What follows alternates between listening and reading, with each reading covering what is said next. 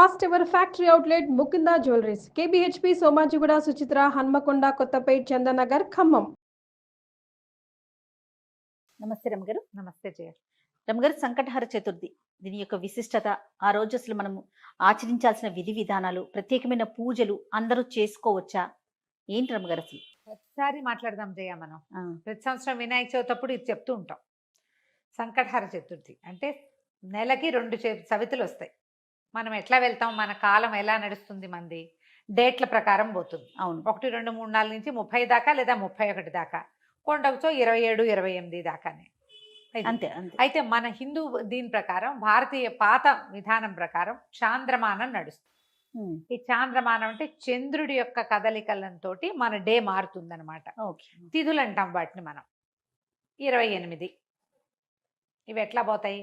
28 కాదు, పోనీ 29, 30 చేసుకుందాం దాన్ని. పాడ్యం నుంచి మొదలు పెట్టుకుని పౌర్ణమి దాకా 15. ఓకే. అక్కడి నుంచి 16వ రోజు నుంచి మళ్ళీ పాడ్యం నుంచి మొదలు పెట్టుకుని అమావాస్య దాకా. ఓకే.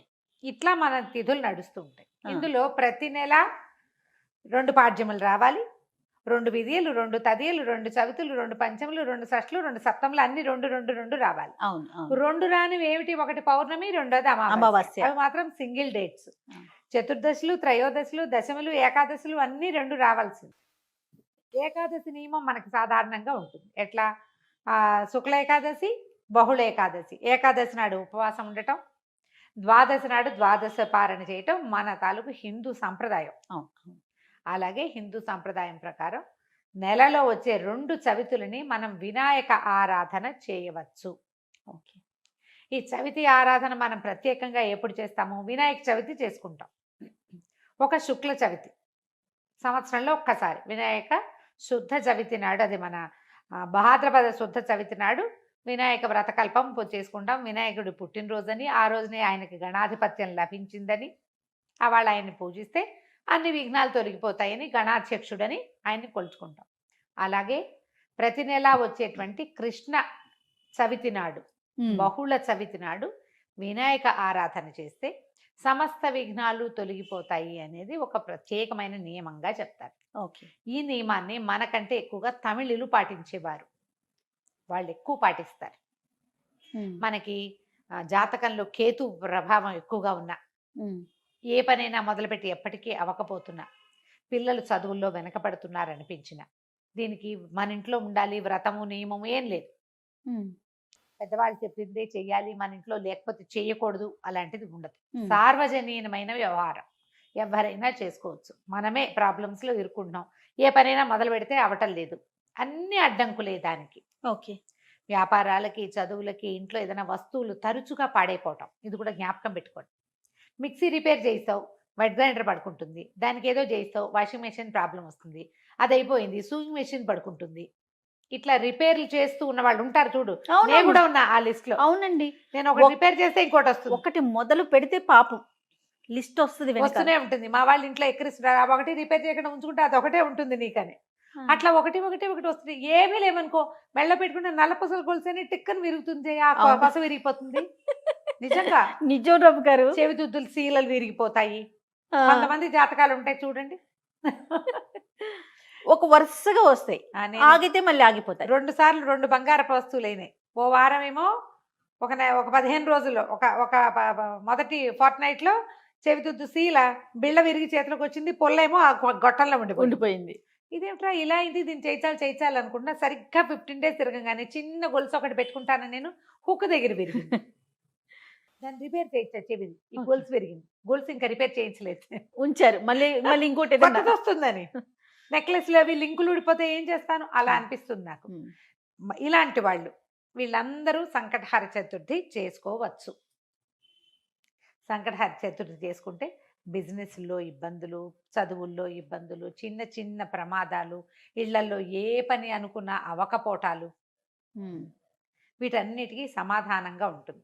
జాతకాల్లో అయితే మాత్రం కేతువు తాలూకు ప్రభావం ఉన్నప్పుడు, కేతువుతోటి ఇబ్బందులు పడుతున్నప్పుడు, గ్రహస్థితుల్లో కేతు ఉన్నప్పుడు కూడా మనం ఇది చేయమని చెప్తారు. ఏదైనా ఇంటి ప్రయత్నం చేస్తున్నప్పుడు ఆగిపోతుంది, అప్పుడు కొన్ని వారాలు మొక్కుకుని మనం కొన్ని నెలల పాటు చవితులు చేసుకోవచ్చు. ఈ చవితి చేసుకోవడానికి పెద్ద విశేషమైన చేత ఏమీ లేదు. సింపుల్ వినాయక పూజ. ఓకే. దీనికల్లా పగలు ఉపవాసం, చుక్కలు కనపడ్డాక భోజనం.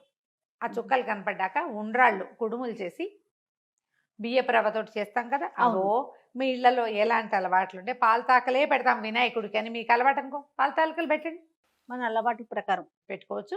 కుడుములో ఉండ్రాళ్ళు ఆయనకి నివేదన చేసి నమస్కారం చేసుకుని చంద్రుని చూసి అన్నం తినేసేయచ్చు.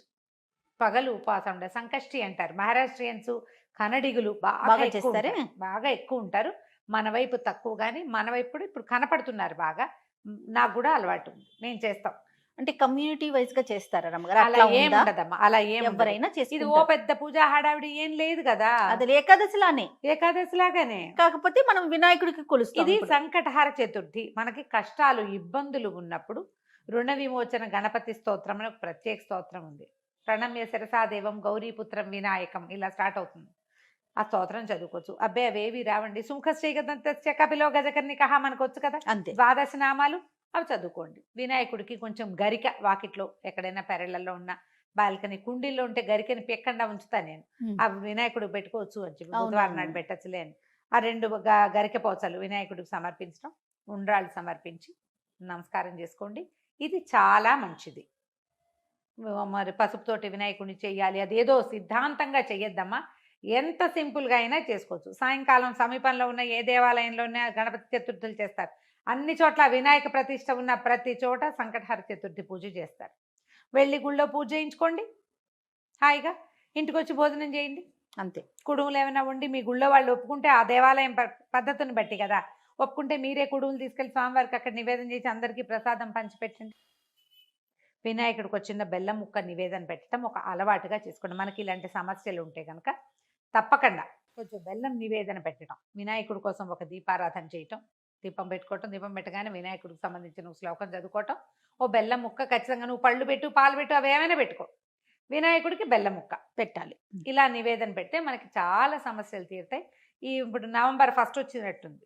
అవునండి, అంతేనా? అవును. ఆ ప్రతి నెల చూసుకోండి, క్యాలెండర్లో ఉంటుంది. మీరు ఈజీ మెథడ్ ఏంటి, క్యాలెండర్లో నోట్ చేసి పెట్టుకోండి. ఇందులో మళ్ళీ ఒక స్పెషల్ ఉంది. మంగళవారాలు గనక ఈ చతుర్థి వస్తే చాలా విశేషం. అంగారక చతుర్థి అంటారు దాన్ని.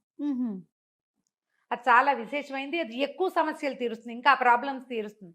దీనివల్ల బ్రహ్మాండం బద్దలైపోయి వారికి ఏదో వస్తుందని కాదు, కొన్ని జాతకపరమైన సమస్యలు తీరుతాయి. ఏ పనులు కానప్పుడు మనకు ఒక శాంతిగా ఉంటుంది. చికాకు తగ్గినా చాలు కదా అమ్మగారు, ఏదో వచ్చి మీద పడక్కర్లేదు. జస్ట్ మనకు ఉన్న ఆ చికాకు, ఆ బాధ, మనసు శాంతిగా ఉంటే అదే చాలు. అంతకంటే ఆటోమేటిక్ గా సమస్యలు పరిష్కారం అవుతాయి. అవును, అలా చేసుకోవచ్చు. మంగళవారం చతుర్థి వచ్చిందనుకో ఇంకా కంఫర్టబుల్ గా ఉంటుంది. ఒక 40 చేయొచ్చు, ఇవి 40 చేయొచ్చు, 21 చేయొచ్చు, 5 నేను 7 లెక్క పెట్టుకుని కూడా చేస్తా. ప్రతి నెల సంకటహర చతుర్థి నాడు పొద్దున్నే మా అక్కయ్య నేను ఒకళ్ళు గుర్తు చేసుకుంటాం ఇవాళ చతుర్థి అని. ఓకే, జ్ఞాపకం చేసుకుని మా ఇద్దరికి అలవాటు ఉంది. నాకు కొంచెం వినాయక ఇవి కూడా ఎక్కువ కదా, ఎక్కువ శ్లోకాలు చదువుకుంటాను. నేను చిన్నప్పుడు చదువుకున్న తొండమున ఏకదంతమును కూడా చదువుతారు రోజు. నేను నాకు అది అలవాటు. ఎవరి అలవాట్లు వాళ్ళవి కదా, మీరు అలవాటు చేసుకోండి. ఏదైనా ఇలాంటి సమస్యలు ఉన్నప్పుడు ఇట్లా చేసుకోవచ్చు. ఇది కొన్నాళ్ళు చేసి మానేయచ్చా లాంటి ప్రశ్నలు వస్తాయి. ఎంతసేపు, కొన్ని వారాలు నియమంగా పెట్టుకోండి, కొన్ని నెలలు, ప్రతి నెల సంకటహర చతుర్థి చేయాలి. 2 సార్లు సంవత్సరం 2 సార్లు వస్తుంది కదా. మీరు కృష్ణ చతుర్థి మామూలు చతుర్థి కూడా చేసుకోవచ్చు. లేదా నేను సంకష్టే చేస్తాను అంటే కనుక సంకష్టులు మాత్రమే చేసుకోవచ్చు, సంకటహర చతుర్థి మాత్రమే చేసుకోవచ్చు. ప్రతి నెల చేస్తే ఇప్పుడు సంవత్సరం చేద్దామని మొక్కున్నాం అనుకోండి, 12 అవుతాయి. ఒకవేళ మధ్యలో ఒక నెల పీరియడ్ వచ్చింది, ఆడవాళ్ళకి సమస్యలు వస్తాయి, ఇంకోసారి మళ్ళీ మొదలు పెట్టక్కర్లేదమ్మా, కంటిన్యూ చేసుకోవచ్చు. దీనికి మీరు ఈజీ మెథడ్ ఏంటంటే, ఇప్పుడు స్మార్ట్ ఫోన్లు వచ్చినాయి కాబట్టి స్మార్ట్ ఫోన్లో చూసుకుని పెట్టుకోండి డేట్లు. నేనైతే క్యాలెండర్లో రౌండ్ ఆఫ్ చేసి పెట్టుకుంటా ఇవాళ చతుర్థి అని. వాళ్ళు కూడా ఎర్ర వినాయకుడు బొమ్మ వేస్తుంటారు, అక్కడ వినాయకుడు బొమ్మ కనపడుతుంది, టీటీడీ వాళ్ళ దాంట్లో కనిపిస్తూ ఉంటుంది. సో గుర్తుపెట్టుకుని ఆ రోజున మీరు చేయవలసింది ఏంటి, వినాయకుడికి సంబంధించిన స్తోత్రం చదువుకోవటం, 2 గరిక పోచలు తెచ్చి వినాయకుడికి సమర్పించడం, కొంచెం కుడుములో ఏవైనా నివేదన చేయటం, పగలు ఉపవసించి చంద్రుడు కనపడ్డాక దండం పెట్టుకుని భోజనం చేయటం చేసి చూడండి. మీకు చాలా ఇబ్బందులు తొలుగుతాయి. పెద్ద విశేషంగా ఏదో మాత్రం కాదు, మంచిది. మీకు ప్రధానమైనది ఏంటంటే ఇబ్బందులు తొలుగుతున్నట్టు కనపడుతుంది కానీ. రైట్ అమ్మగారు, నమస్తే. నమస్తే. సుమన్ టీవీలో మీ పర్సనల్ అండ్ బిజినెస్ ప్రమోషన్స్ కోసం కింది నెంబర్కి కాంటాక్ట్ చేయండి.